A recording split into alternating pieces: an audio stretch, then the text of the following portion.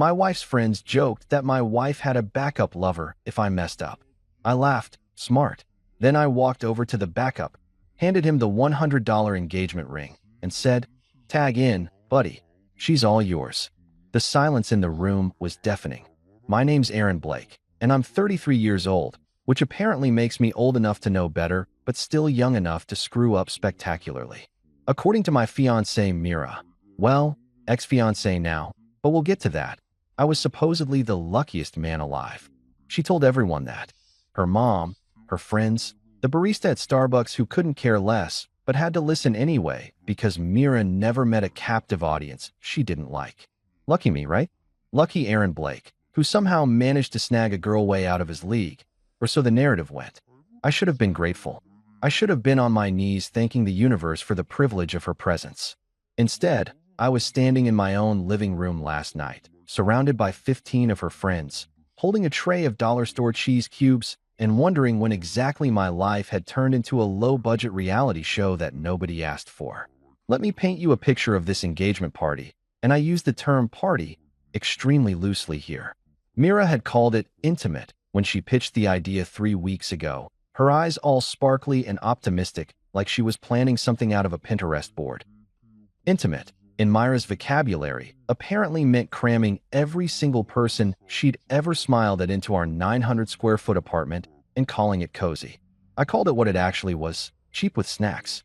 We're talking Costco hummus, off-brand crackers, and a cheese platter that looked like it had been assaulted by a toddler with safety scissors. The champagne was Prosecco from Trader Joe's, because why spend money on actual celebration when you can spend it on, I don't know, literally anything else that Mira decided we needed for our aesthetic?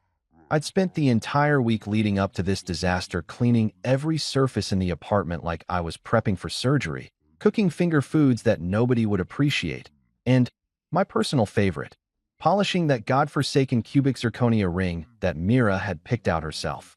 $100. That's what our eternal love was worth, apparently. When I'd suggested maybe saving up for something a little more, I don't know, permanent, she'd hit me with that smile that usually meant I was about to lose an argument I didn't know I was having. "Babe," she'd said, touching my arm in that way that was supposed to be affectionate, but felt more like a handler calming down a nervous horse. "This is so us. It's authentic. It's our vibe." Our vibe, as it turned out, was poverty with good lighting. But sure, I went along with it, because that's what you do when you're in love, right? You smile and nod and pretend that spending $100 on compressed carbon makes you a modern couple instead of just broke and bad at planning. The party itself was exactly the kind of social nightmare I'd been dreading. 15 people, all hers, by the way, because apparently my friends weren't vibe-appropriate for the occasion, filled every available corner of my living room, talking over one another about things I couldn't have cared less about if you'd paid me. Someone's new promotion, someone else's vacation to Tulum, a 30-minute debate about whether oat milk or almond milk was better for the environment that made me want to fake a medical emergency just to escape. I stood there the whole time like the world's most underpaid waiter, refilling drinks, offering napkins, smiling until my face hurt, and wondering if this was what the rest of my life was going to look like. Me, hovering on the edges of Myra's social circle, useful but not quite included. The thing about being engaged is that everyone suddenly has opinions about your relationship that they feel entitled to share. Myra's friend Jessica, yoga instructor, green smoothie enthusiast, definitely the kind of person who says namaste unironically, cornered me by the kitchen and told me how brave I was for locking down someone like Mira. Brave, like I'd wrestled a bear instead of just buying a cheap ring and asking a question. Another guy, somebody's boyfriend whose name I'd already forgotten, clapped me on the shoulder and said, "You're living the dream, man." I wanted to ask him which dream specifically, because mine usually involved less small talk and more personal space, but I just smiled and nodded like a good little fiancé. Mira herself was in her element, floating from group to group in that dress she'd bought specifically for tonight, the one that cost more than the ring. Not that I was keeping track, except I totally was. Laughing too loud at jokes that weren't that funny and touching people's arms in that performative way that meant she was performing for an audience. And I got it, I really did. This was her night, her moment, her chance to show everyone that she'd made the right choice, that Aaron Blake, Mediocre software developer with a decent credit score and a Netflix password he was willing to share, was exactly the kind of guy she should be spending forever with. Then Liam opened his mouth, and everything went straight to hell in a handbasket made of awkwardness and wine-drunk honesty. Liam was one of Myra's friends from college, the kind of guy who thought being brutally honest was a personality trait instead of just being brutal. He had that look about him: khaki shorts in October, boat shoes without socks. Definitely peaked in his fraternity days and was still riding that high into his 30s. He'd been drinking steadily since he arrived, which I'd been tracking because I was the one refilling his glass and wondering when he'd hit the point of no return. Apparently, that point was right around the time everyone started getting sentimental and somebody suggested we do a toast. Liam stood up, swaying slightly, his glass raised high like he was about to deliver the Gettysburg Address instead of a drunk speech at a cramped apartment party. Everyone quieted down, turning to look at him with those expectant faces people make when they think something meaningful is about to happen. Mira was beaming, her hand on my arm, probably expecting some heartfelt tribute to our love story or whatever. I was just hoping he wouldn't spill his drink on my carpet. "To Aaron and Mira," Liam announced, his voice carrying that particular volume that drunk people think is normal but is actually just loud. He grinned, looking around the room like he was about to drop the punchline of the century. Proof that love survives anything, even Myra's backup lover. The laughter that erupted, and it did erupt, like a volcano of social nightmares, was sharp enough to perform open-heart surgery without anesthesia. It sliced through the room, loud and bright, and absolutely devastating. People were doubled over, slapping their knees, raising their glasses in agreement like this was the funniest thing they'd heard all year. Maybe it was. Maybe I was the punchline nobody had bothered to warn me about. I froze, my hand still on my own glass, staring at Mira. This was the moment, right? The moment where she'd look horrified, where she'd shut it down, where she'd defend me or us or whatever the hell we were supposed to be. But she wasn't laughing. I'll give her that much. She was smiling. Not embarrassed. Not angry. Not even uncomfortable. Just smiling. Like this was all part of some script I hadn't been given, some inside joke that everyone was in on except me. And that was the moment, that exact, crystallized second of clarity, when I realized I wasn't the main character in my own engagement. I was the supporting role, the plot device, the guy who shows up, says his lines, and exists primarily to make someone else's story more interesting. I was the backup to my own life, and everyone in this room knew it except me. The laughter was still echoing in my ears when Liam decided that one verbal grenade wasn't enough for the evening. Apparently, he was going for a full-scale demolition of my dignity, and he had backup ammunition ready to go. He turned, swaying on his feet like a palm tree in a hurricane, and winked, actually winked, at this guy standing near the kitchen counter. Evan. Myra's friend, Evan. The so-called college buddy she'd always insisted was like a brother to her, which should have been my first red flag because nobody talks about their actual brother as much as Mira talked about Evan. Evan was one of those guys who looked like he'd been assembled in a lab specifically to make other men feel inadequate. Tall, symmetrical face, the kind of jawline that probably had its own Instagram following. He worked in finance, which meant he wore suits that cost more than my car payment and somehow made talking about interest rates sound like foreplay. Mira had introduced us about 6 months into our relationship at some brewery in Brooklyn where the beer cost $14 and came in glasses the size of shot glasses because apparently that's artisanal now. "This is Evan," she'd said, her hand lingering on his arm just a second too long. "We go way back." The way she'd said it, way back, had made my stomach twist even then, but I'd pushed it down because I was trying to be the cool boyfriend, the secure guy who doesn't get jealous of his girlfriend's male friends because that would be toxic masculinity or whatever. But right now, watching Liam wink at Evan like they were sharing some hilarious secret that I was the butt of, I felt my jaw tighten so hard I thought my teeth might crack. The muscle in my cheeks started twitching, that involuntary thing that happens when you're approximately 3 seconds away from either crying or committing a felony. "Come on, Evan," Liam said, loud enough that the entire room could hear, his arm extended toward Evan like he was presenting evidence in court. "You've always said if Aaron messes up, you're next in line." He said it like it was common knowledge, like this was something they'd all discussed at length, probably over drinks I wasn't invited to. at places I didn't know about. Next in line, like Mira, was a job opening, and there was a waiting list of candidates ready to submit their applications the second I screwed up. The room erupted again. More laughter, more clapping. Someone actually whistled like this was a sporting event and Liam had just scored the winning point. My stomach flipped like a bad pancake on a dirty griddle. That sick, heavy feeling that starts in your gut and spreads outward until your whole body feels wrong. I looked around the room at all these people, Myra's people, who were laughing like this was the entertainment portion of the evening, like my humiliation was the dinner theater they'd paid admission for. Myra's hand was suddenly on my arm, her fingers digging in just slightly, and she leaned in close, her voice low and urgent.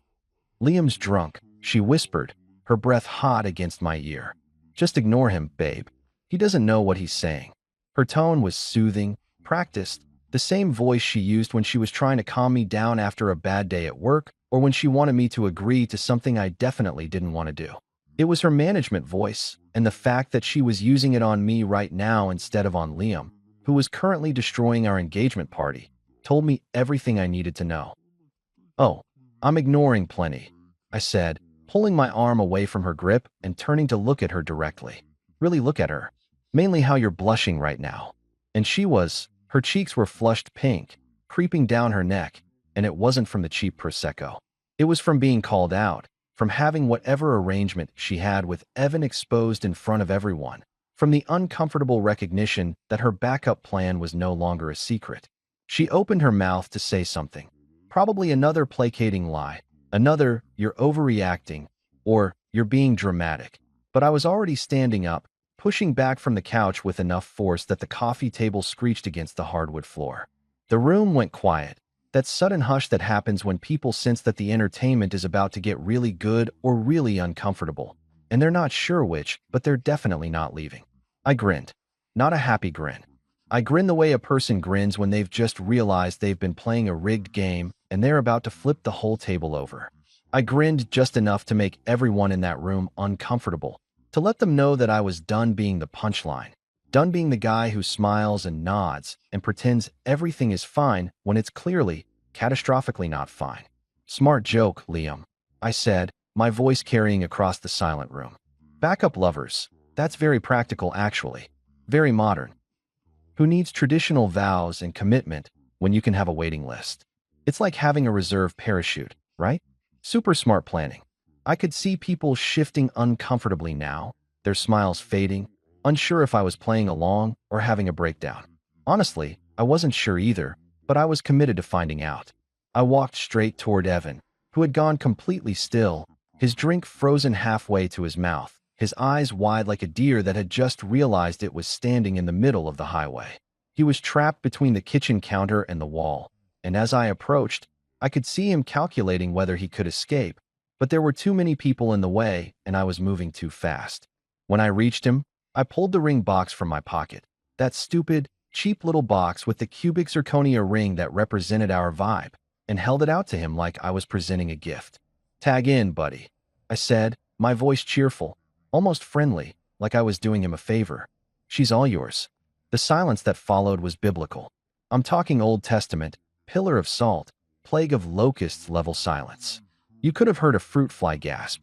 You could have heard someone's eyelashes blink. The entire room had turned into a freeze frame. Everyone locked in place, their expressions ranging from shock to horror to barely suppressed glee at the drama unfolding in front of them. Myra's face had drained of all color, gone from flushed pink to ghost white in approximately 2 seconds. Her mouth was open, frozen in the middle of whatever protest she'd been about to make, and her eyes were darting between me and Evan like she was watching a tennis match played with her entire future. Evan himself had gone pale too, his polished finance bro composure completely shattered. The ring box sat in his hand. He'd taken it reflexively when I'd offered it, and he was staring at it like it might explode. Liam, the instigator of this whole disaster, nearly dropped his drink, Prosecco sloshing over the rim of his glass onto his boat shoes, and for once in his life, he looked like he regretted opening his mouth. I smiled wider, looking around the room at all these people who'd been laughing 30 seconds ago. "Relax, folks," I said, spreading my arms wide like a game show host revealing the grand prize.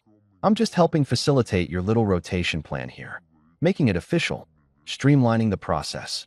I turned back to Evan, who still hadn't moved, hadn't said a word. You've been waiting in line, right? Consider this your promotion. Congrats on the engagement, buddy. Hope you like cheap jewelry and surprise backup candidates. Then I walked to the door, my door in my apartment, paid for by my paycheck, and opened it wide, letting in the cold October air and the sounds of the street below. I stood there, one hand on the doorknob, and gestured toward the exit like a bouncer at the world's saddest club. Party's over, I announced to the room. Exits this way. Please make your way through the shame. It's unavoidable, but try not to track it on the carpet. Nobody moved at first. They just stood there, looking at each other, waiting for someone else to make the first move to break the spell. Then Jessica grabbed her purse, mumbling something about an early morning, and that was all it took. The dam broke, and suddenly everyone was moving at once, grabbing coats and bags, avoiding eye contact, filing past me toward the door like I was taking attendance at the funeral of my own relationship. 10 minutes. That's how long it took for the knocking to start. I'd barely had time to close the door behind the last departing guest, some guy whose name I never learned who'd muttered sorry, man, as he shuffled past me, before the inevitable began. Except knocking is way too polite a word for what was happening to my door. This was pounding. This was the kind of aggressive percussion that makes you worry about your security deposit and wonder if your neighbors are going to call the cops, because it sounds like someone's trying to break in with their bare fists. Myra's voice came through first, that particular pitch that sat somewhere between crying and fury, the emotional equivalent of nails on a chalkboard. Aaron, open this door right now. There was a thump, like maybe she'd kicked it or thrown her body against it. I couldn't tell. You embarrassed me in front of everyone. In front of everyone, Aaron. Do you understand what you just did? I was standing about 5 feet from the door, still holding the empty ring box in my hand, staring at it like it might contain answers to questions I hadn't figured out how to ask yet. The box was navy blue velvet, cheap material that tried to look expensive, and there was a little indentation where the ring had been sitting for the past 3 weeks. $100 of compressed carbon and broken promises. I snapped it shut and tossed it onto the coffee table, where it landed next to a half-eaten plate of cheese cubes that nobody had wanted. You can't just kick people out like that. Mira continued, her voice getting higher and more desperate. Those were my friends. My friends, Aaron. God, you are so immature. So incredibly immature. The irony of her screaming about maturity while literally throwing a tantrum outside my apartment door was apparently lost on her. But irony had never been Myra's strong suit. Self-awareness ranked pretty low on her skills list too, somewhere below parallel parking and below admitting she was wrong about anything ever. Then Liam's voice joined the chorus, because of course it did. Liam, the instigator, the drunk truth-teller, the guy who'd lit the match and was now shocked that there was a fire. Dude, seriously, you overreacted, he shouted, his words slightly slurred, probably still half drunk from my Prosecco. It was a joke, man. Just a joke. You can't take a joke. This is what guys like Liam always say when they cross a line. It was just a joke. Can't you take a joke? Why are you being so sensitive? Like humor is some kind of universal free pass for being an asshole, like adding, just kidding, after you insult someone somehow makes the insult disappear into the ether. And then, because this nightmare needed a third voice to really complete the harmony, Evan piped up. Evan, Mr. Next in Line himself, Mr. Backup Lover, Mr. I'm like a brother but actually am waiting for my turn. Come on, Aaron, he called through the door, trying to sound reasonable, trying to be the voice of calm logic. Let's talk about this like adults. Open the door and we can discuss this rationally. Discuss what exactly? Discuss how he'd been positioned as my replacement? Discuss the waiting list I didn't know existed? Discuss how my entire engagement had apparently been a placeholder situation while Mira kept her options open? I looked at the door, imagining the three of them standing out there in the hallway. Mira probably crying those pretty tears she could turn on and off like a faucet. Liam probably leaning against the wall because standing upright was becoming challenging. Evan probably checking his phone because even in a crisis he couldn't resist seeing if someone more important needed his attention. The thought of opening that door, of letting them back in, of having to engage in whatever conversation they thought we needed to have, made me want to set myself on fire. So I didn't open it.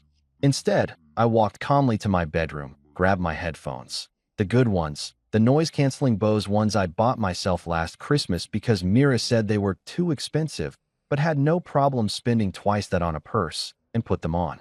I scrolled through my phone, looking for the perfect soundtrack for this moment, and there it was, like destiny had queued it up for me.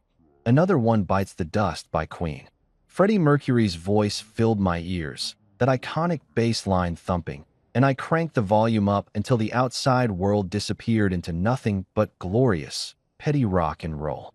I grabbed the bag of chips from the kitchen, barbecue flavored, the good kind with the ridges, and settled onto my couch, the same couch where I'd been humiliated less than an hour ago. I munched chips slowly, deliberately, savoring each one, while the three of them continued their performance outside my door. I couldn't hear them anymore. Thank you, noise-canceling technology, but I could see the door shaking slightly with each pound, could see the doorknob rattling as someone tried it over and over, as if the lock might magically disengage if they just tried hard enough. The thing about wearing headphones and eating chips during your own personal crisis is that it gives you time to think, time to really process what had just happened, time to realize that I'd been an idiot for way longer than just tonight. The signs had all been there. I'd just been too stupid or too hopeful or too desperate to see them. The way Mira always brought up Evan in conversations, casually mentioning what he was doing, where he was going, what he thought about things. The way she'd check her phone constantly when we were together, smiling at messages she wouldn't let me see. The way she'd started comparing me to him about 6 months ago, subtle stuff at first, like Evan says the best investment is real estate, when I mentioned putting money in my 401k, or Evan thinks that restaurant is overrated, when I suggested somewhere for dinner. I should have known. I should have seen it. But you don't want to see that stuff when you're in love, or when you think you're in love, or when you're so invested in the idea of being in love that you can't tell the difference anymore. 20 minutes passed. I know because I checked my phone after Queen transitioned into David Bowie, and Under Pressure seemed almost too on the nose for the situation. The door had stopped shaking. The hallway outside had gone quiet. I took off my headphones and listened. Nothing. Just the normal sounds of the building. The hum of the refrigerator, the distant sound of someone's TV through the wall. They'd given up. They'd actually given up and left. The silence that followed wasn't just quiet. It was profound. It was the kind of silence that feels physical, like you could reach out and touch it. It was sweet, glorious, peaceful silence, the kind I hadn't experienced in months because Mira always had to have noise, TV on, music playing, talking constantly about nothing and everything. I sat there in my silent apartment, surrounded by the debris of the worst engagement party in human history, and felt something unexpected, relief. I finished my chips. I drank a beer. I put on another album. I cleaned up the cheese cubes and the Prosecco glasses and the crumpled napkins that my guests, Myra's guests, had left scattered around like the world's saddest confetti. I took out the trash, vacuumed the carpet, wiped down the counters. I erased the evidence of the party, and with it, I felt like I was erasing something larger, something that had been weighing on me for longer than I'd wanted to admit. The next morning, I woke up to my phone having a complete nervous breakdown. 53 missed calls. 53. I didn't even know I knew 53 people, but apparently, they all needed to reach me immediately. Text messages filled my screen, an endless scroll of guilt trips and recriminations and attempts at manipulation that would have made a therapist rich. You ruined everything. That was from Mira, sent at 2 in the morning. You're going to regret this. You're throwing away the best thing that ever happened to you. Also Mira, sent at 2:15. We need to talk. You owe me that much. Mira again, 2:30. You need help, Aaron? Seriously, this behavior isn't normal. Jessica, the yoga instructor, apparently appointed herself as Myra's therapist by proxy. Bro, that was harsh, but also kind of legendary. Unknown number, probably someone from the party whose contact I'd never saved. And then, my personal favorite, the piece of resistance that made me laugh so hard I nearly spilled my coffee. I'm staying at Evans for now. Hope you're happy. From Mira, sent at 6 in the morning. She was staying at Evans. At Evans' place. Mr. Next in line. Mr. Backup Lover. The guy who was supposedly just a friend, just like a brother, nothing to worry about. She'd probably been packed and ready to go before she even left my hallway last night. Hell, Maybe she'd had a bag stashed at his place already, just in case. I laughed until my sides hurt, until tears ran down my face, until I had to set my coffee down because I was shaking too hard to hold it. The sheer audacity of it, the absolute predictability, the confirmation of everything that had been painfully obvious to everyone except me. It was almost beautiful in its honesty. So I did what any rational person would do. I blocked her. Just hit that button and watched her contact disappear from my phone like she'd never existed. Then I blocked Evan. Then Liam. Then I went through my entire contact list and deleted every single person who'd been at that party, everyone who'd laughed, everyone who'd known and hadn't told me, everyone who came with drama attached like luggage I hadn't packed. Peace at last. My phone went quiet. My apartment stayed silent. And my playlist sounded so much better without the background noise of someone crying in my hallway. By the time sunrise rolled around, I'd already made 3 decisions that would define the rest of my week.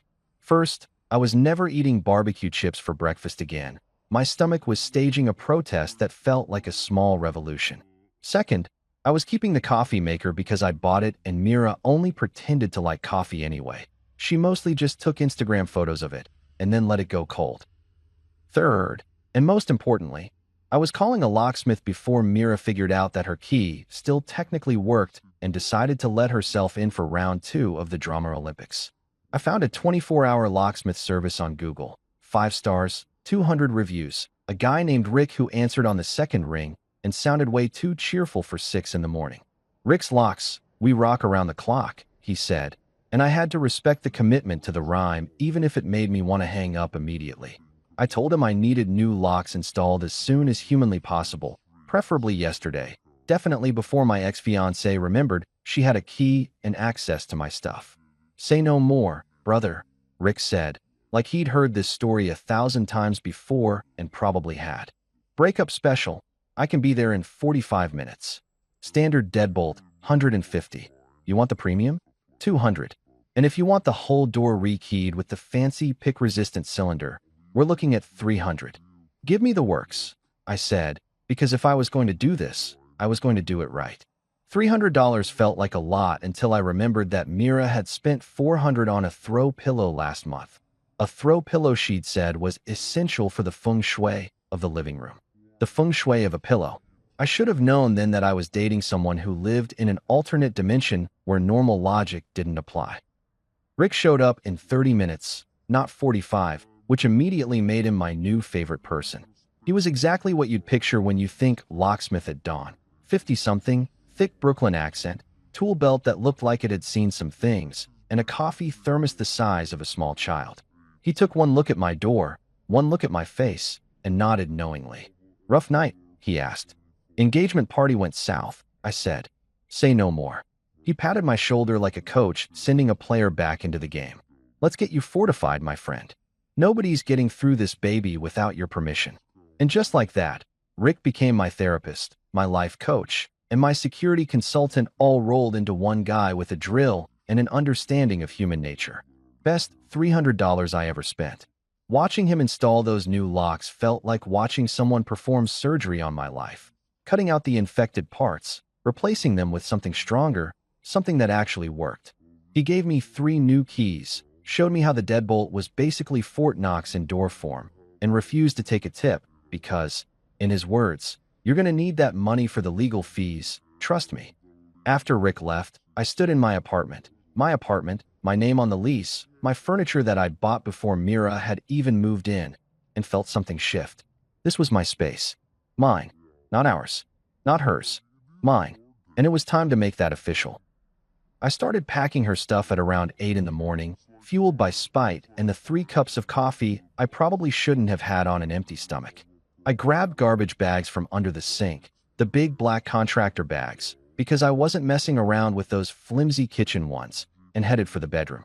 Her side of the closet was an explosion of fast fashion and impulse purchases, clothes with tags still on them, shoes she'd worn once and decided weren't her anymore, jackets in every color that all looked identical to me, but were apparently completely different according to some fashion logic I'd never understand.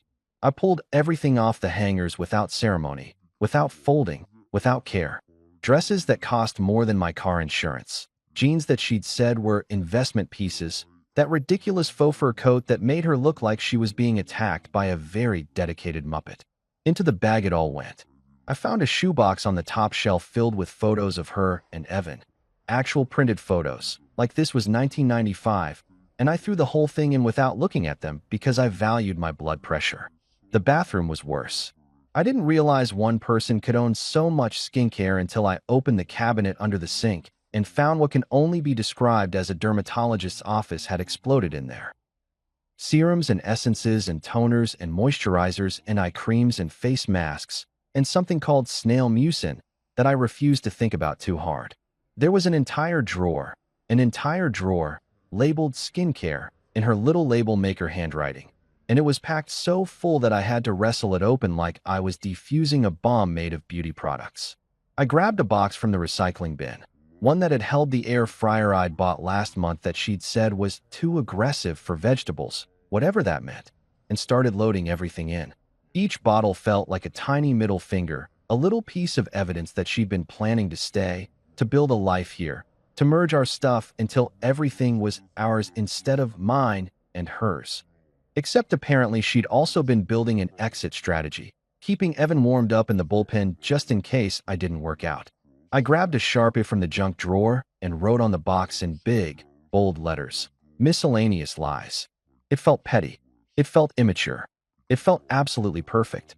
By the time I finished, I had 4 garbage bags of clothes, 2 boxes of bathroom stuff, a milk crate full of books she'd never read, but kept because they looked intellectual, and a potted plant that I was 90% sure was already dead, but she'd insisted on keeping. I lined everything up by the door like I was staging the world's saddest garage sale, and then I sat down on the couch and waited. I didn't have to wait long. 3 hours later, around noon, I heard footsteps in the hallway. Quick, angry footsteps, the kind that mean business. Then the sound of a key sliding into the lock. The sound of that key turning. The sound of that key not working. The sound of Mira saying, "What the hell?" loud enough that Mrs. Chun across the hall probably heard it. Then the knocking started. Not the pounding from last night. This was different. This was cop knocking, the kind of authoritative bang bang bang that's supposed to make you jump and comply immediately. "Aaron," she yelled through the door. "Aaron, I know you're in there. Open this door." I took my time getting up from the couch. I took my time walking to the door. I took my time checking the peephole. Yep, there she was, looking like she'd gotten maybe 2 hours of sleep and spent both of them crying or yelling or both. Her hair was in a messy bun that was trying to be artfully messy, but was actually just messy. She was wearing yesterday's clothes. She looked like the morning after a mistake, which I guess she was. I opened the door exactly 3 inches, just enough to see her, but not enough for her to push her way in, and kept my hand on the new deadbolt Rick had installed. The chain lock was engaged too, because I'd learned my lesson about leaving vulnerabilities.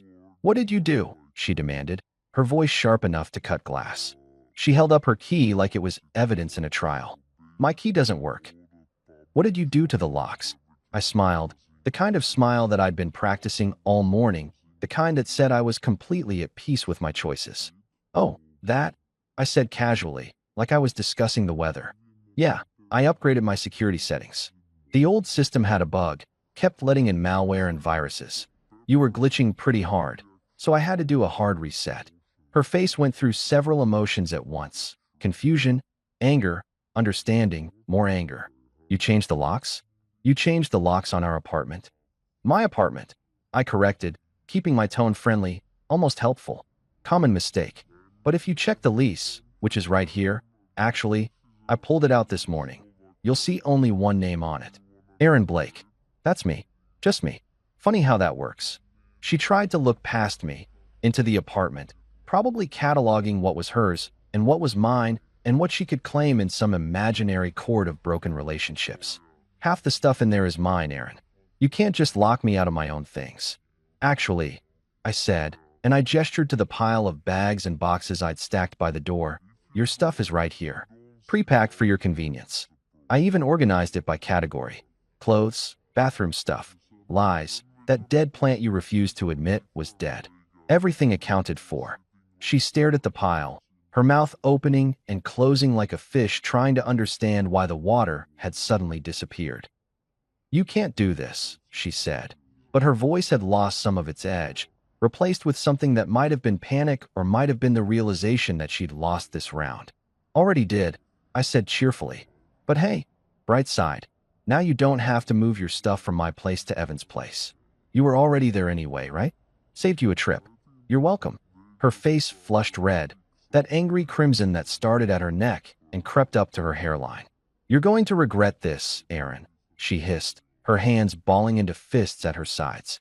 You're going to wake up one day and realize you threw away the best thing that ever happened to you, and I won't be there. You'll be alone, and you'll regret everything. I pretended to think about it, tilting my head like I was really considering her words. You know what? Maybe you're right. Maybe I will regret this. I paused, let the words hang there for a second. But at least I'll regret it alone, without someone keeping a backup boyfriend on speed dial. Then I shut the door, just closed it, right in her face, cutting off whatever response she was about to make. I heard her gasp, heard her start to say something else, but I was already walking away, heading for the kitchen, grabbing a beer from the fridge even though it was barely past noon, because some moments call for alcohol regardless of the time. I opened that beer, the cap making that perfect hiss-pop sound, and I walked back to the living room. I raised the bottle toward the door, toward Mira standing on the other side of it, toward the end of whatever the hell we'd been pretending was a relationship. Here's to the end of stupidity, I said out loud, to no one and to everyone. May she rest in someone else's drama. The beer tasted like freedom. Cold, crisp, slightly bitter freedom.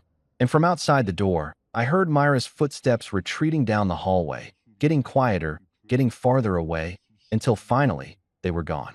2 days.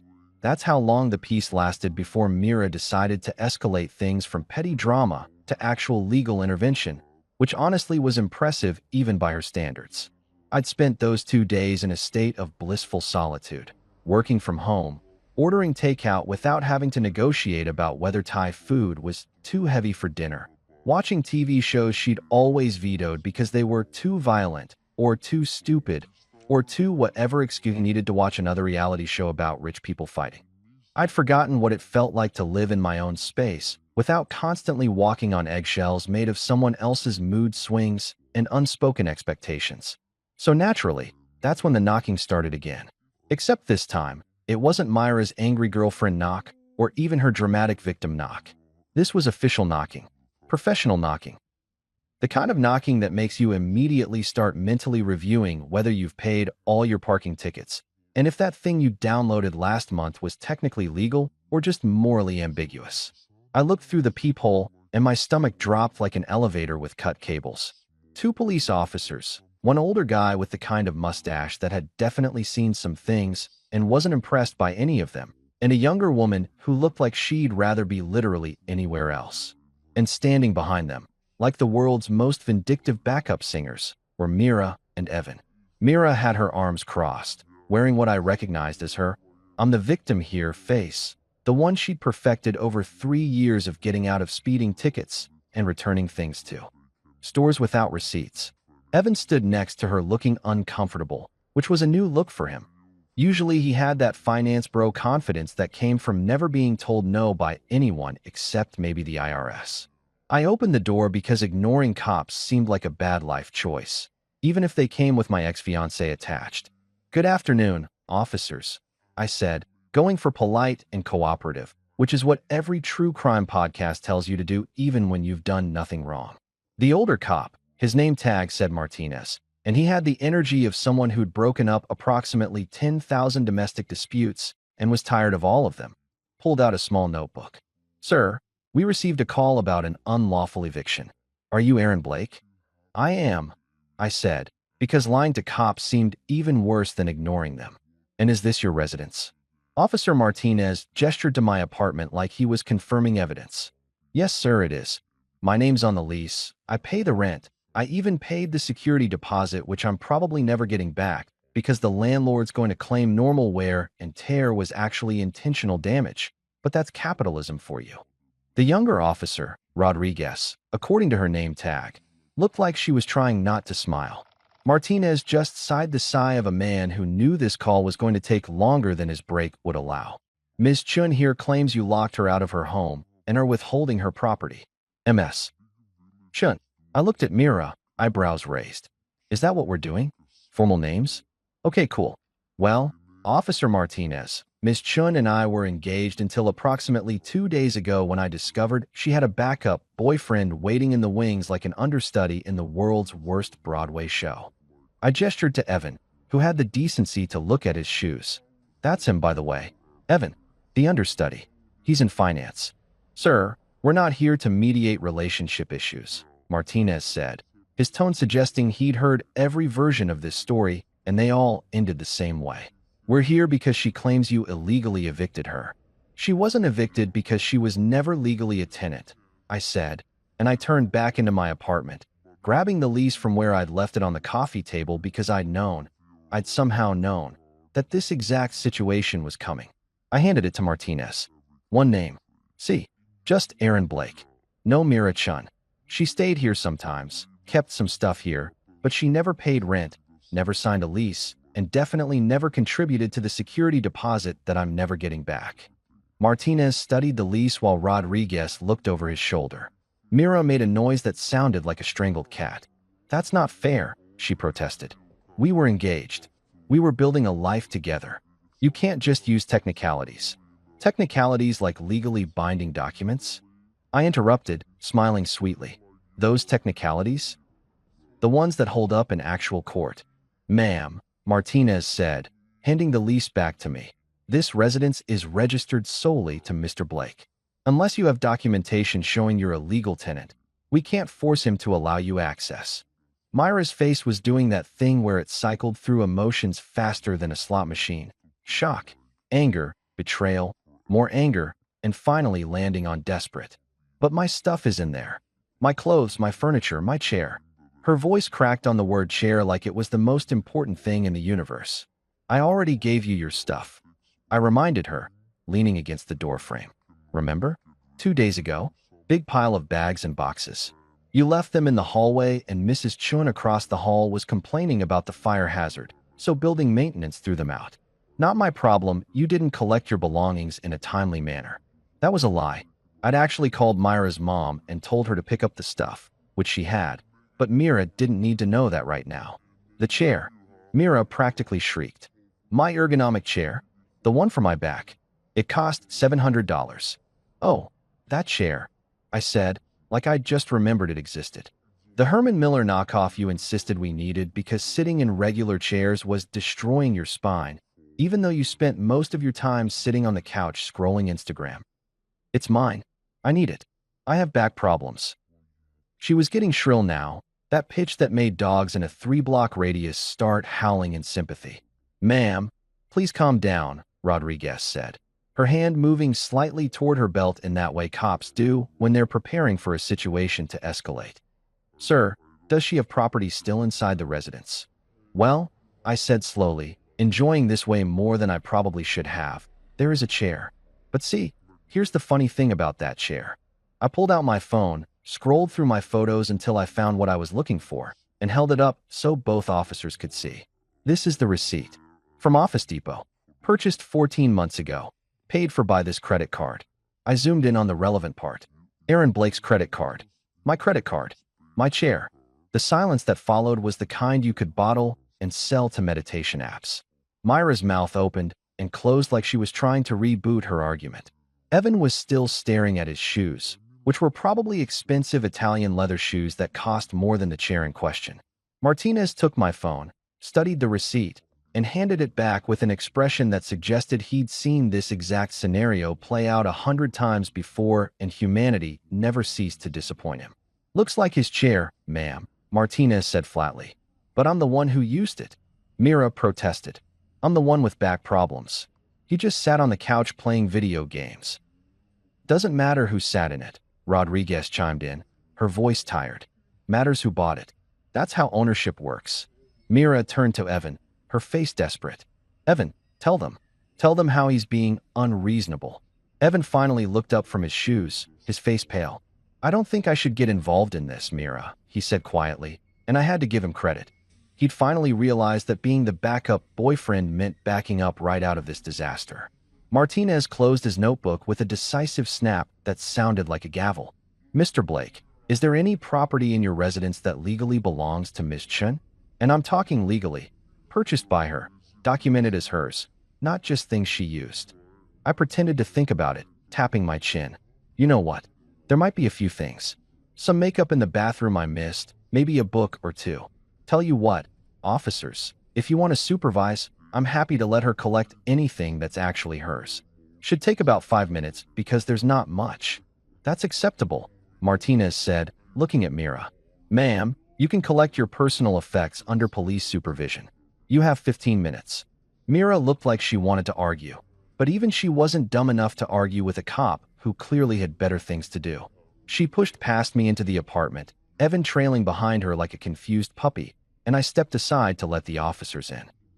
What followed was the single most entertaining 15 minutes of my week. Mira stomped around my apartment opening drawers and cabinets, finding almost nothing because I'd been thorough when I'd packed her stuff. She found a lipstick in the bathroom that had rolled under the sink. She found a book on the nightstand that she'd started and never finished, which was basically the story of our entire relationship. She found a hair tie on the kitchen counter. That was it. That was her entire haul. One lipstick, one book, one hair tie. She kept looking at the chair, that stupid ergonomic chair that had become the symbol of everything she'd lost, and I could see her brain trying to figure out if there was any argument she could make, any loophole she could exploit. But Martinez was standing right there, arms crossed, mustache unmoved, and even Mira wasn't crazy enough to try to steal furniture in front of a cop. When the 15 minutes were up, Rodriguez gently escorted her toward the door. Mira stopped in the doorway, turned to look at me, and said with all the venom she could muster, "You're heartless, Aaron. Absolutely heartless." I leaned against my chair, my $700 chair that I'd bought with my own money, and shrugged. "Nah," I said, smiling. "Just single." And then I shut the door for the second time in 2 days, leaving Mira standing in the hallway with a lipstick, a book, and the realization that she'd played a game and lost spectacularly. 3 days of blessed silence followed the police incident, and I was starting to believe that maybe, just maybe, Mira had finally gotten the message and moved on with her life.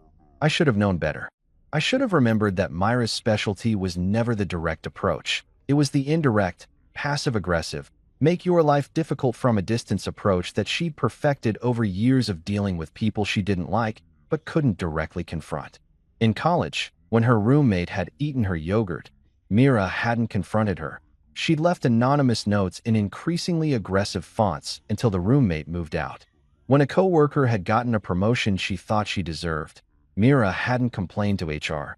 She'd started subtle rumors about the woman's qualifications until everyone questioned whether she was really qualified at all. Mira didn't fight with fists or even with words most of the time. She fought with whispers and implications and the kind of strategic manipulation that would make Machiavelli take notes. So when my phone rang at 2 in the afternoon on a Thursday and the screen showed Mrs. Lopez landlord, I should have known immediately that Mira had found a new angle of attack. But I was naive, still riding the high of my recent victories, and I answered cheerfully like an idiot who hadn't learned his lesson about hope. "Aaron, honey," Mrs. Lopez said, and I could hear the stress in her voice immediately. Mrs.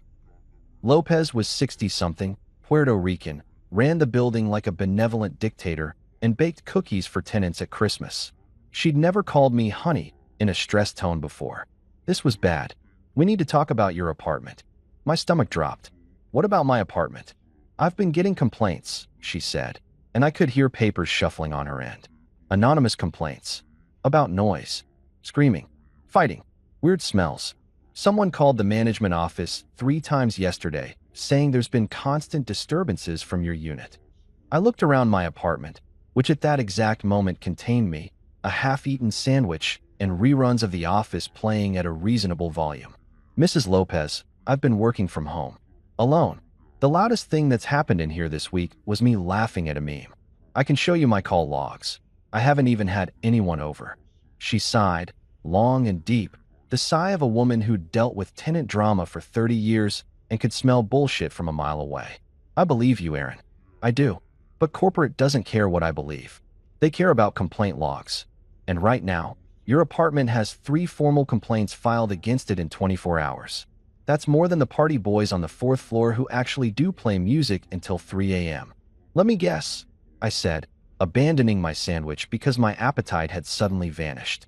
These complaints are anonymous? No names attached.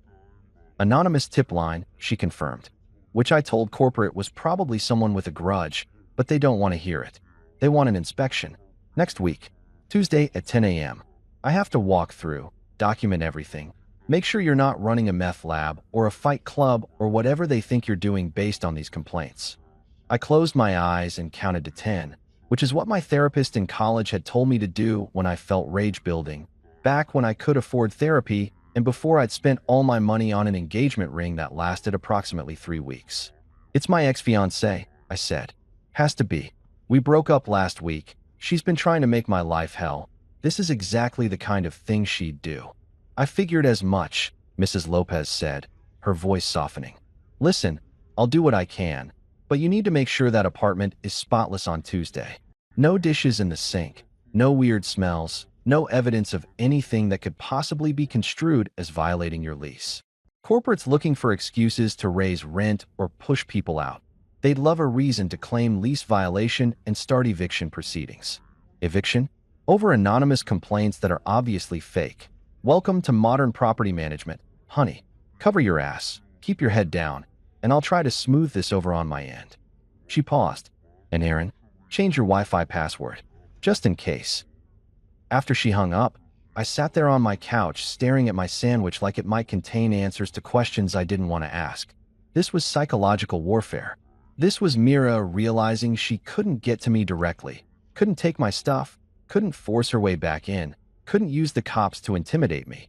So she'd gone for the next best thing, trying to get me evicted from my own apartment. It was genius in a deeply twisted way. Anonymous complaints were nearly impossible to disprove. How do you prove a negative? How do you prove you weren't making noise when the complaint says you were?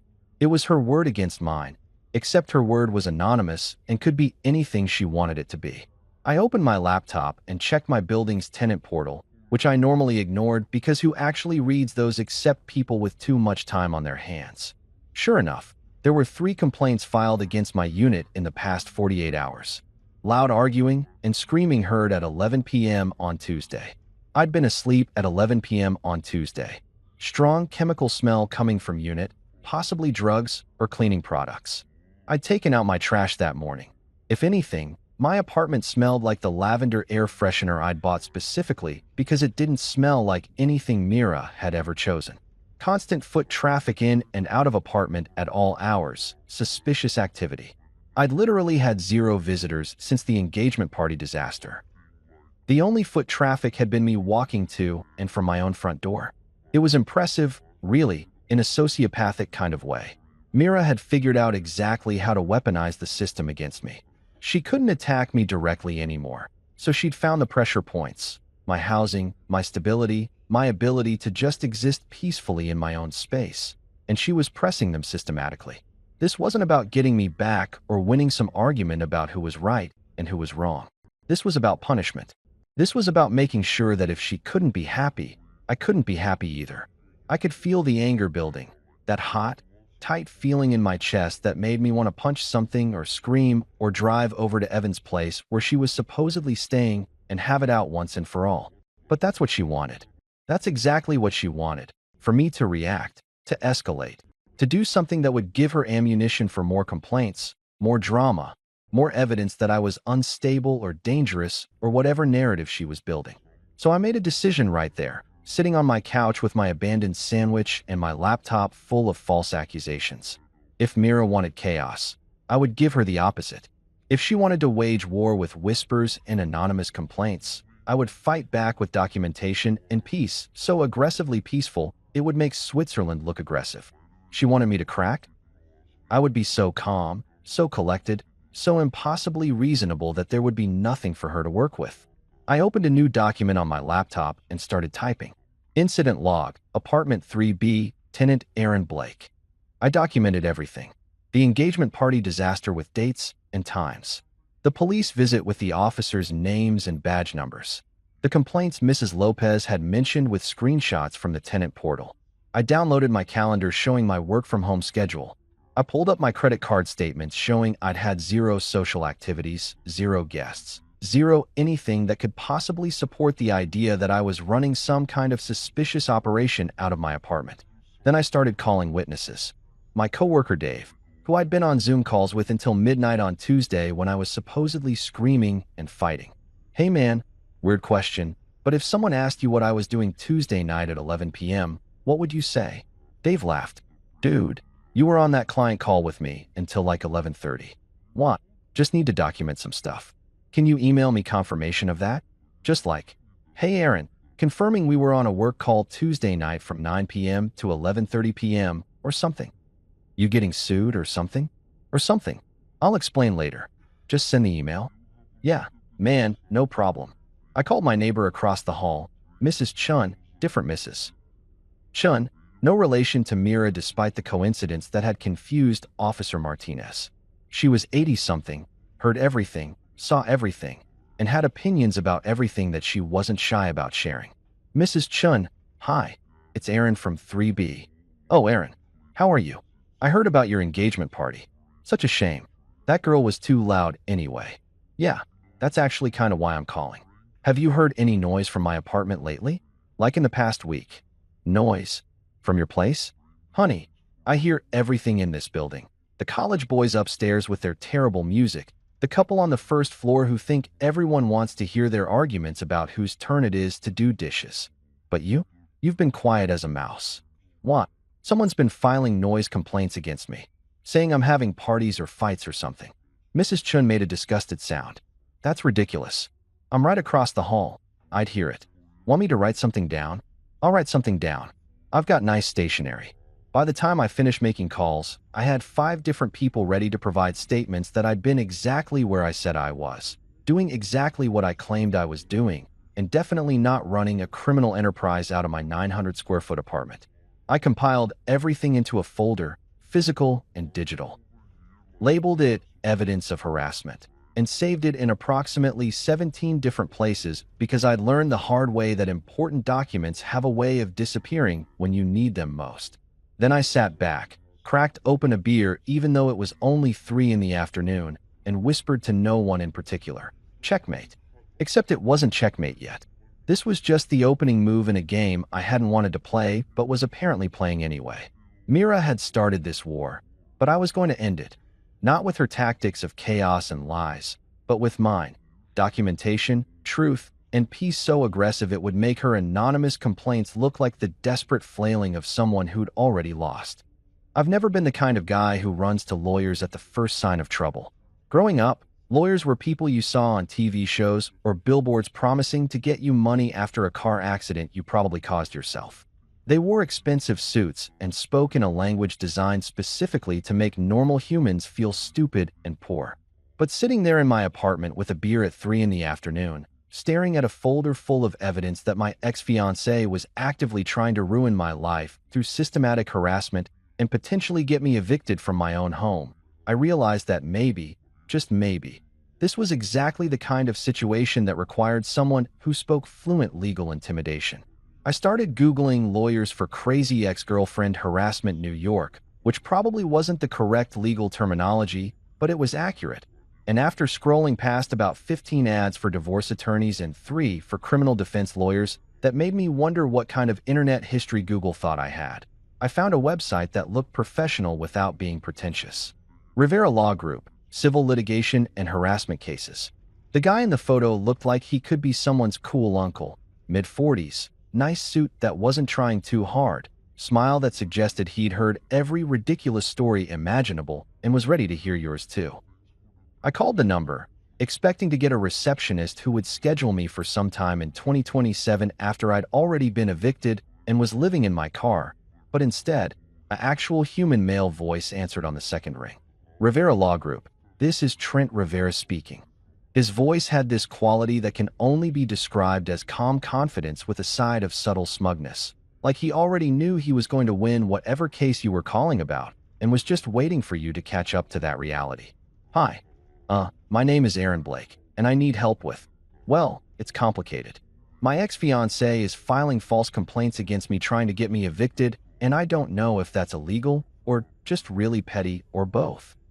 Both, Trent said immediately, and I could hear him already typing. Tell me everything.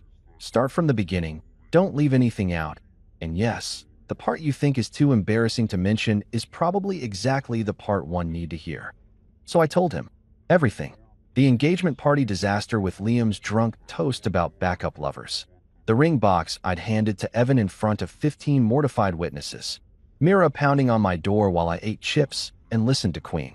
The police showing up with her, and Evan demanding entry to my own apartment. The chair drama, and the receipt I'd saved like I was preparing for litigation without knowing I was preparing for litigation. And finally, the anonymous complaints that had started appearing like clockwork, clearly designed to make my life hell and potentially cost me my housing.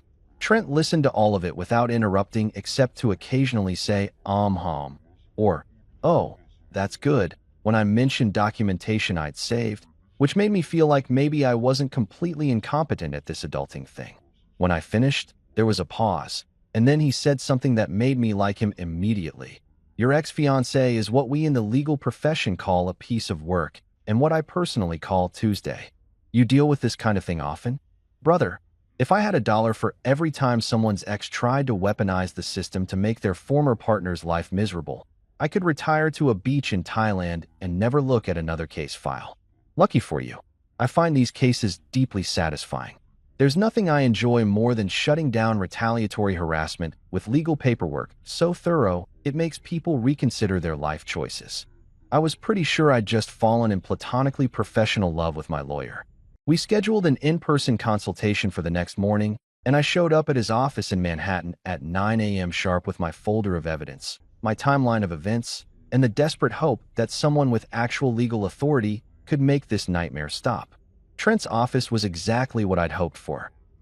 Professional but not intimidating, with degrees on the wall that proved he knew what he was doing, but also a bobblehead of Ruth Bader Ginsburg on his desk that suggested he had a sense of humor about the whole legal system. He spent 2 hours going through everything I'd brought, occasionally making notes in handwriting so terrible it could have been a doctor's prescription, asking questions that made me realize he was 3 steps ahead of whatever Mira might try next. Did she ever contribute to rent? No. Is her name on any utility bills? No. Did she have mail delivered to your address? Just magazines she never read.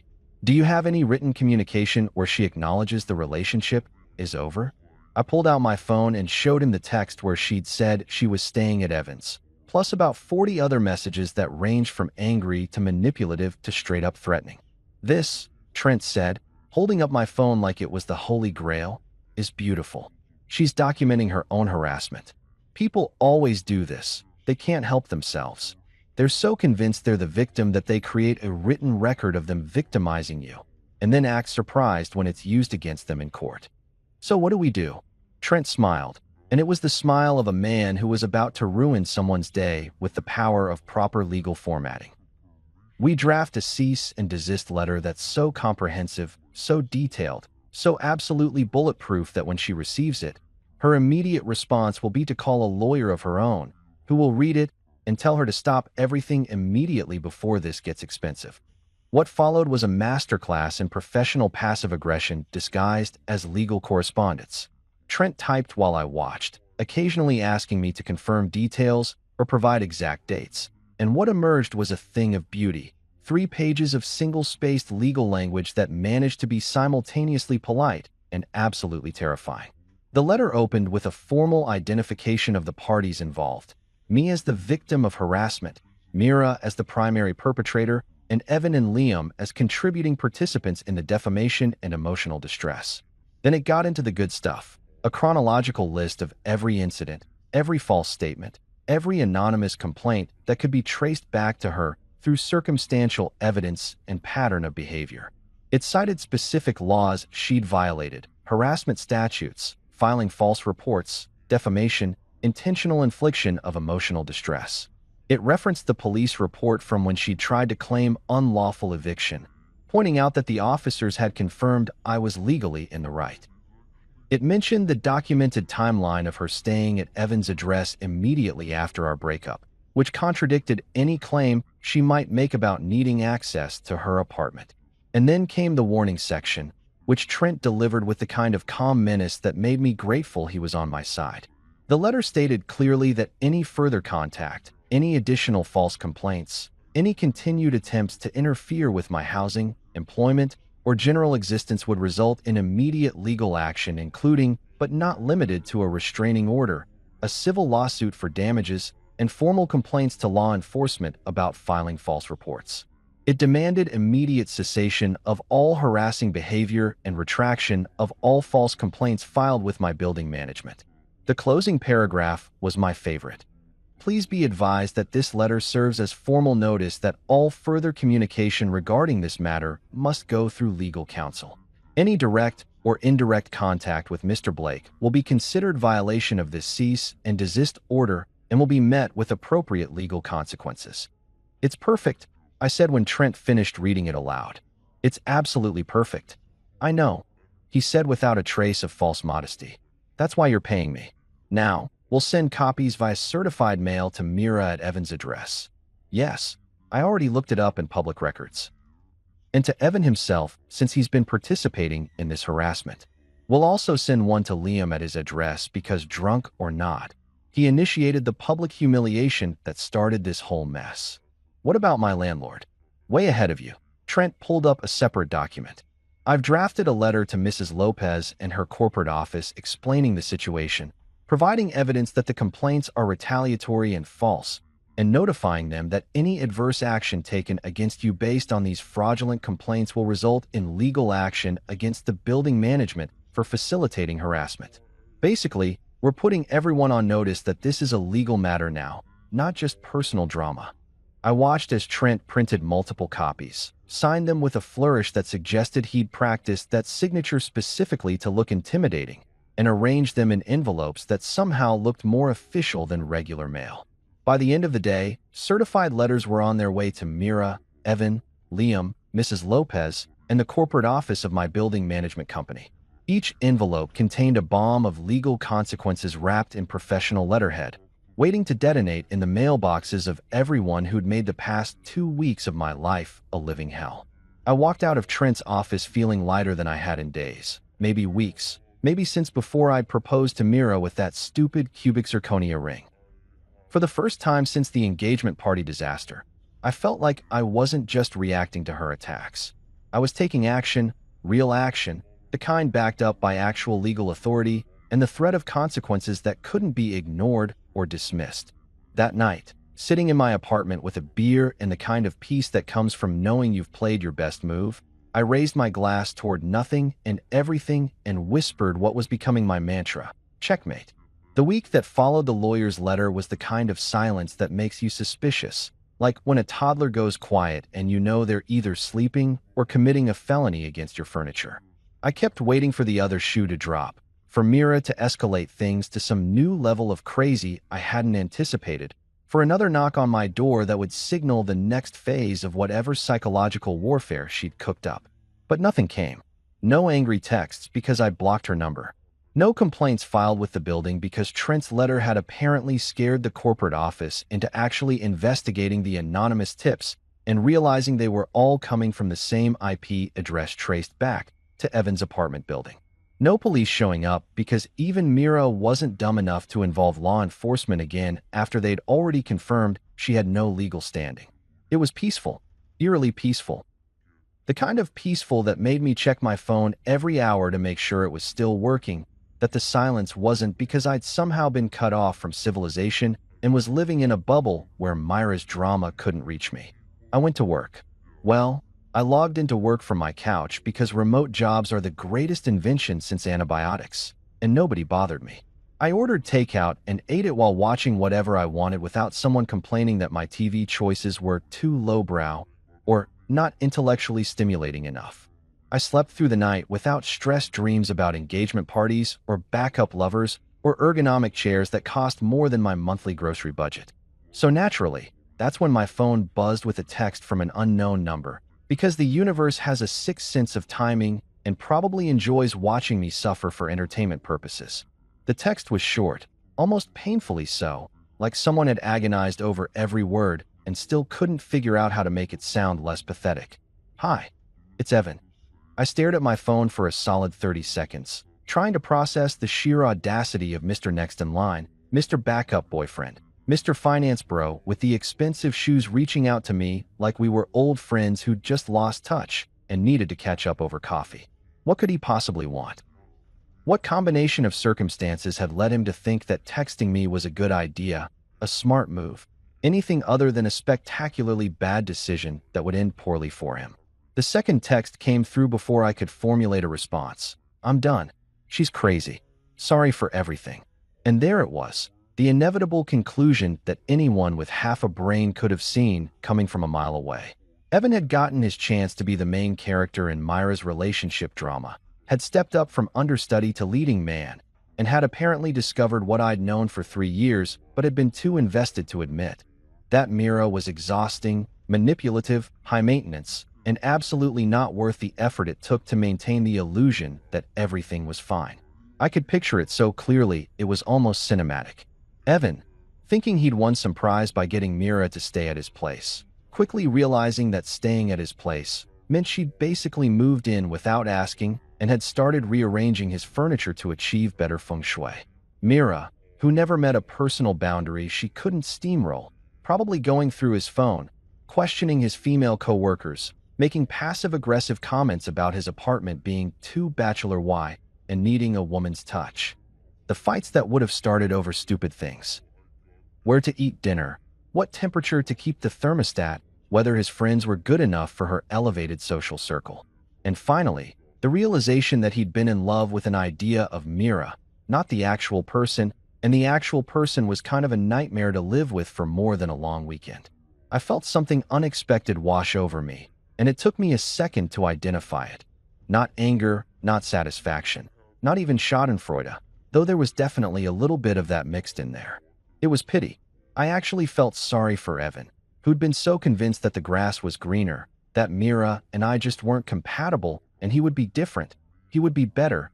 He would be the one who could make it work. And now he was discovering what I discovered, that some people are only tolerable in small doses, and Myra's maximum recommended dosage was about 3 hours with breaks for breathing. But pity doesn't mean I was going to let him off easy. I typed out my response carefully, making sure it hit exactly the right note of dismissive yet cutting. Apology accepted. Please also apologize to your reflection.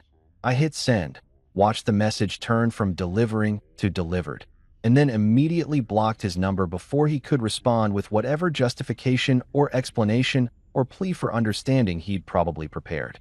I didn't need to hear it. I didn't need his version of events or his attempt to bond with me over our shared experience of dating the same difficult woman. I just needed him gone from my phone, my life, and my mental real estate that he was taking up rent-free. The next day brought a different kind of surprise. The kind that starts with your phone ringing from another unknown number and you debate not answering it because unknown numbers are either scammers trying to reach you about your car's extended warranty or people from your past who should stay there. But something made me answer. Maybe curiosity, maybe stupidity, maybe the same instinct that makes people slow down to look at car accidents even though they know it's going to be disturbing. Hello, Aaron. This is Henry Lewis. The voice was older, professional, with the kind of carefully modulated tone that came from decades of being the reasonable person in the room. It took my brain exactly 3 seconds to place it. Myra's dad. I'd met him exactly twice. Once at a family barbecue where he'd grilled me about my career prospects and retirement planning, and once at Christmas where he'd given me a book about personal finance that I'd never read. He was a CPA, liked golf, drove a Lexus, and had opinions about the stock market that he'd share whether you asked or not. Mr. Lewis, I said, because even in the middle of a breakdown of his daughter's relationship, some habits of politeness die hard. How can I help you? His voice was smooth, practiced, the tone of someone who'd made a career out of convincing people to see things his way. Aaron, I'm calling about a delicate matter. Myra mentioned that there's some furniture at your apartment, a chair, specifically, that she needs for her back problems. She says you're keeping it out of spite. I had to admire the framing of that sentence. Not furniture she left behind, or furniture she claims is hers, but furniture that she needs, as if medical necessity somehow created ownership. And keeping it out of spite, as if the chair hadn't been purchased with my credit card, delivered to my apartment. and used by me for the first 6 months before Mira decided her back hurt and commandeered it for herself. Oh, the chair, I said slowly, like I was just remembering it existed. The $700 Herman Miller knockoff from Office Depot that I purchased with my credit card 14 months ago? The one I showed the police the receipt for when they came to my apartment? That chair.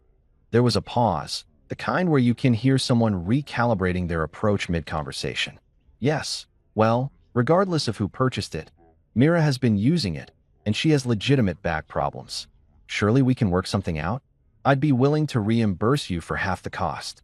Half? I laughed, couldn't help it. Mr. Lewis, with all due respect, that's not how ownership works. I bought the chair. It's my chair. If Mira wants it, she can buy it from me for the full purchase price. Another pause, longer this time.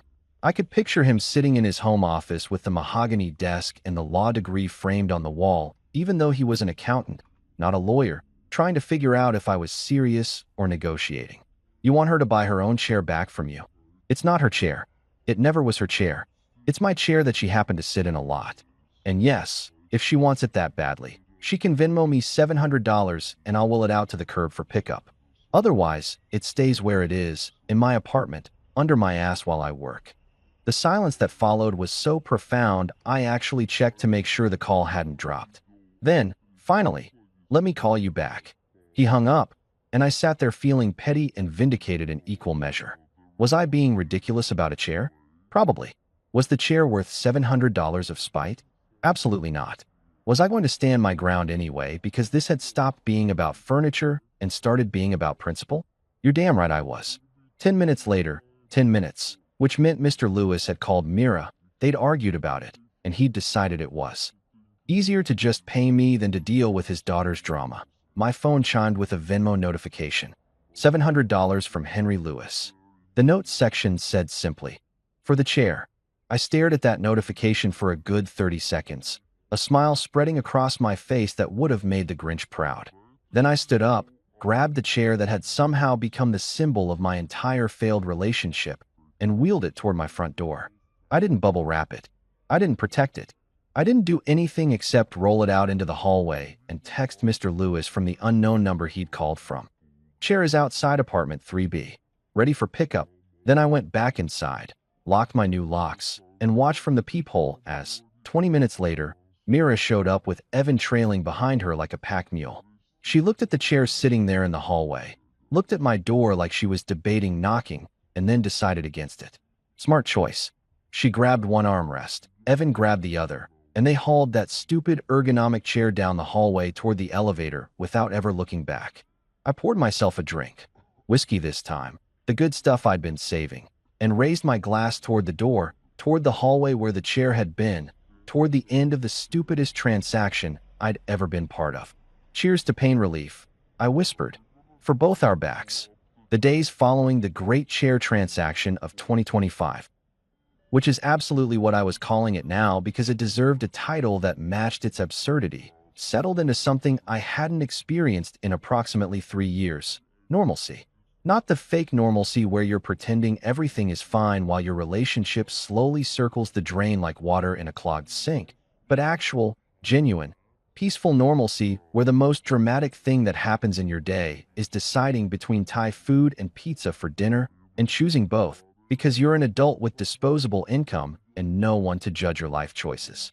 I went to work without someone texting me every hour asking when I'd be home or complaining that I was spending too much time on projects that weren't us.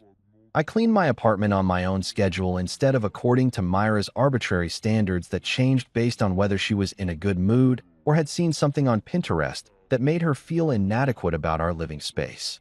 I bought groceries without having to navigate the minefield of Myra's constantly evolving dietary restrictions that ranged from nothing processed to only organic, to we're doing keto now, to actually carbs are fine, but gluten is poison, depending on what wellness influencer she discovered that week. It was glorious. It was peaceful. It was everything I hadn't realized I'd been missing because I'd been too busy trying to be the perfect boyfriend/fiancé to notice that I'd stopped being myself somewhere along the way. But of course, the universe couldn't let me have peace without one final attempt at dragging me back into the drama, because apparently my life was a TV show that needed to wrap up all its loose plot threads before the season finale. This attempt came in the form of a text message on a Saturday afternoon while I was doing absolutely nothing productive, laying on my couch in sweatpants that had seen better days, eating cereal directly from the box like a college freshman, watching YouTube videos about people building tiny houses that I would never build because I lived in an apartment in New York and also because I had zero carpentry skills. My phone buzzed, and the screen showed a message from a number I deleted but apparently hadn't blocked. Liam. The instigator. The drunk truth teller. The guy whose joke at my engagement party had set off this entire cascade of disasters like he'd knocked over the first domino in a line that spelled out, "Your life is a mess," when they all fell down. The text was short and reeked of someone who'd been told by multiple people that they needed to apologize but didn't actually understand why. Bro, sorry for that joke at your party. Didn't know things were bad between you and Mira. My bad. I read it 3 times, each time finding new layers of inadequacy in the apology. Didn't know things were bad, as if that made it okay to publicly humiliate someone at their own engagement party. As if announcing someone's backup lover to a room full of people was totally fine as long as the relationship was solid. The logic was so spectacularly broken that I almost admired it, the way you might admire a car crash for its sheer commitment to destruction. I typed out my response with the kind of careful consideration normally reserved for diplomatic negotiations or hostage situations. You'll make a great comedian in another life. Then, before I could overthink it or convince myself to be more diplomatic, I hit send and immediately deleted his contact information for real this time, blocking the number with the kind of finality usually reserved for breaking up with someone or canceling a subscription service that's been charging you for months for something you don't use. I didn't need Liam's half-assed apology that blamed ignorance instead of taking responsibility. I didn't need to maintain social connections with people who thought public humiliation was acceptable entertainment as long as you were drunk enough to have an excuse. I didn't need anyone in my life who couldn't understand basic human decency without someone explaining it to them like they were a toddler learning not to hit other kids on the playground. The satisfaction of that block, of watching Liam's name disappear from my phone permanently, was more fulfilling than any apology he could have offered. It was closure, real closure, the kind that comes from deciding that some people don't deserve space in your life, and actually following through on that decision instead of just thinking about it. Later that evening, my friend Tasha texted. Actual friend Tasha, not Mira's friend who tolerated me Tasha, but my college roommate Tasha, who'd once helped me move apartments in exchange for pizza and had never asked for anything except that I be honest with her and occasionally like her Instagram posts of her cats. Tasha, who'd met Mira exactly twice and both times had pulled me aside afterward to ask if I was sure about this relationship, if I was happy, if I knew what I was getting into. Tasha, who'd been right about everything and had been kind enough not to say, "I told you so," when the engagement imploded. Her text was characteristically direct. FYI, heard through the grapevine that Mira and Evan broke up. Apparently, she's a nightmare to live with. Shocked. Absolutely shocked. The sarcasm was so thick I could have spread it on toast. I laughed out loud. Actually laughed until my sides hurt, and I had to set down my phone because I was shaking too hard to type a response. Mira and Evan had broken up. Mr. Next in line, Mr. Backup Lover, Mr. I've always said if Aaron messes up I'm next had gotten his shot at the title and had apparently discovered that winning the prize meant dealing with everything that came with it. The mood swings, the constantly moving goalposts of acceptable behavior, the ability to turn any minor disagreement into a 3-hour discussion about communication styles and emotional availability. How long had it been? 3 weeks. Maybe 4 since the engagement party. Evan had lasted approximately 1 month as Myra's official boyfriend before tapping out, which meant he'd survived less time than it takes to establish residency in most states. The backup plan had failed spectacularly, imploded faster than our engagement had, and I felt a surge of vindication so strong it was almost physical.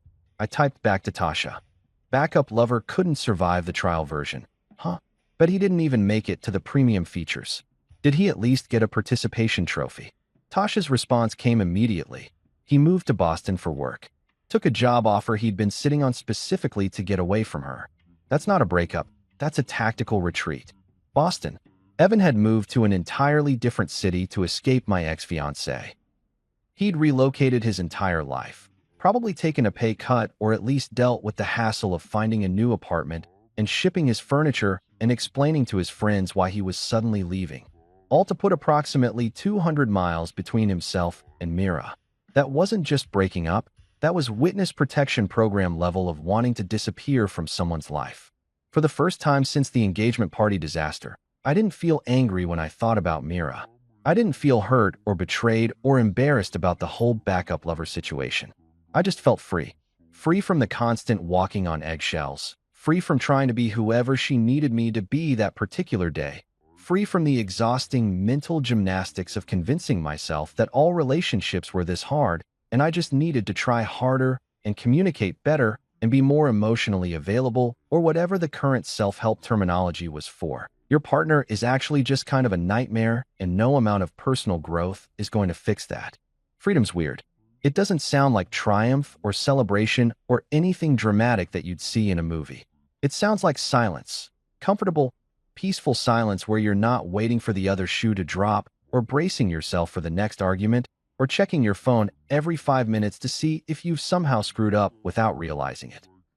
It smells like air freshener, the lavender kind that I'd bought specifically because it didn't smell like anything Mira had ever chosen, mixing with the scent of actually being able to take out the trash on my own schedule without someone commenting that I was forgetting again, even though I'd literally only put it in there that morning. I looked around my apartment, not ours, just mine, and cataloged all the small changes that had happened since the engagement party. The way the coffee table was angled slightly different, because I'd moved it to vacuum and hadn't bothered to put it back exactly where Mira had positioned it for optimal flow.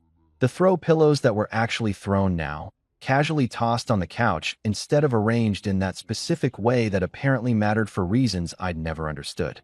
The mail on the counter that I'd get to when I got to it instead of immediately, because Mira had a thing about clutter that bordered on obsessive.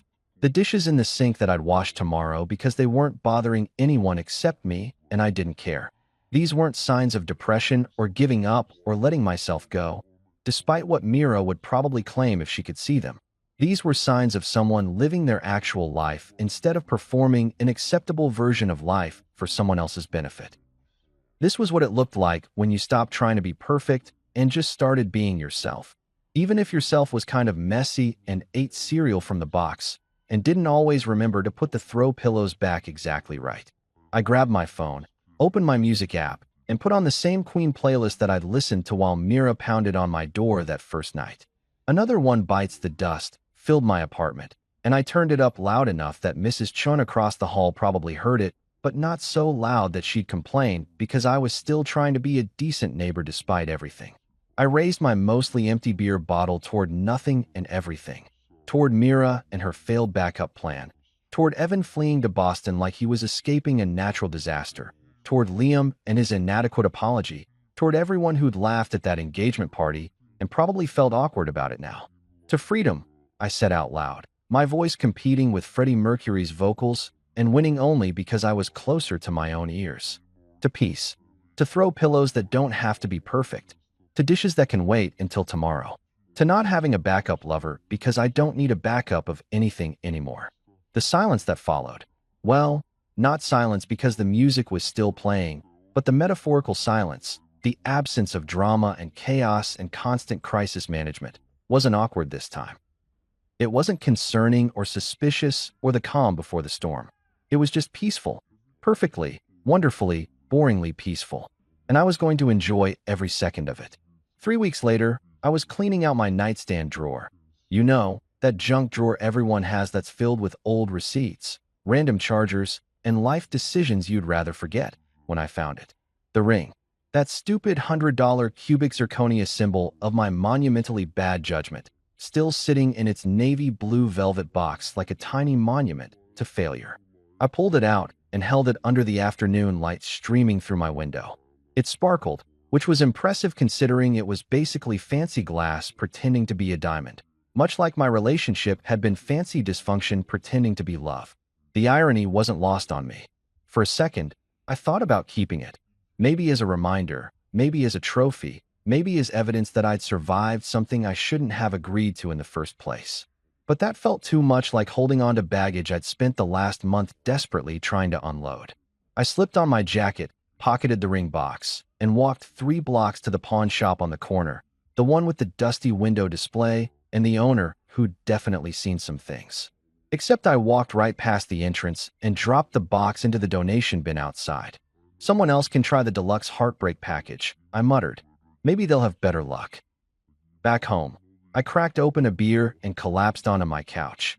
The same couch where this disaster had started with Liam's drunk toast. No shouting, no drama, no backup lovers waiting in the wings. I raised my beer toward the empty apartment and whispered, "Tag in, buddy. She's all yours." The silence that followed wasn't awkward anymore. It was perfect,